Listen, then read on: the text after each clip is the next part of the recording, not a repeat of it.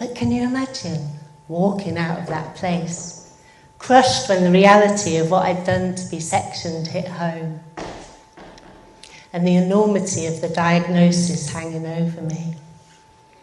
I didn't think I could do anything. How could I go back to my job? I couldn't even stay in my house alone, let alone go out of it alone. And I'll never forget my mum's face. When it was time for her to leave, the psychiatrist said, if you don't go now, she'll be dependent upon you forever. And she was terrified, unsure of how I would cope alone.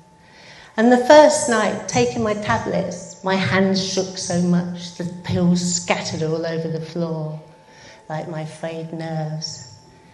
And how do you go back to work after a vague public breakdown? How do you face people when they know?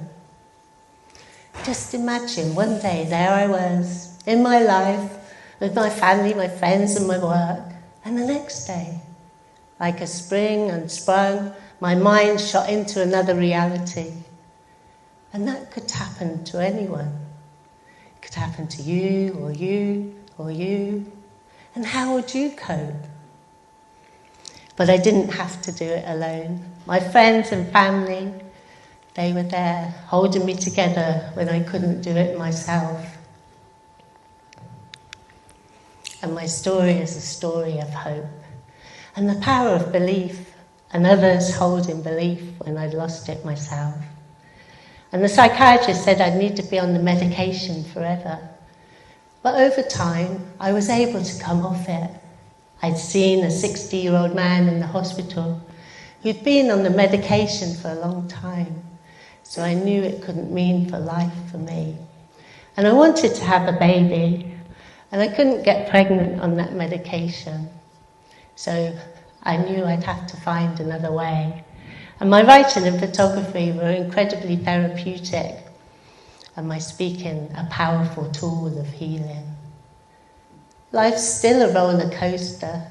There are still the highs and lows, and I feel life very deeply, but I'm still standing, still holding on.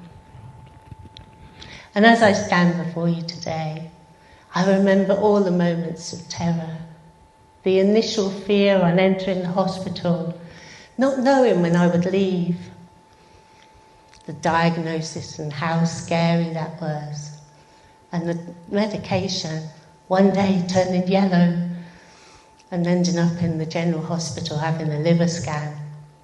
And the first night alone on leaving the hospital and the daunting return to work, my colleague on the first morning back saying, "Mand, I've never seen you look so nervous." So each was a storm to weather. And yet I stand here as testament to the power of community. Within 5 months, I went back to work. 6 months later, I applied for a promotion in another city, this amazing city. And I've had a long career in community arts and children's services, even serving as mayoress of a city of 300,000 people, where I was described as the most prolific consort in our city's mayoral history. And I shared my story, giving hope that there is life and a career after mental illness. And that baby, she's now 27, and I'm incredibly proud of her. And I did find love again with the mayor of Milton Keynes.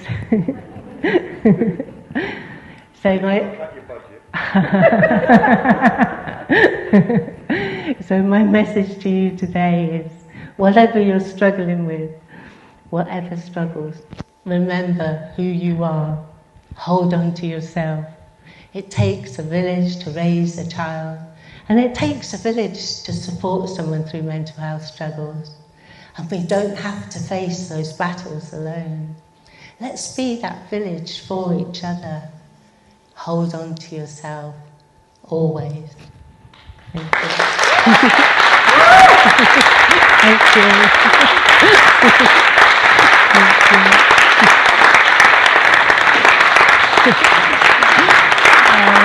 Thank you.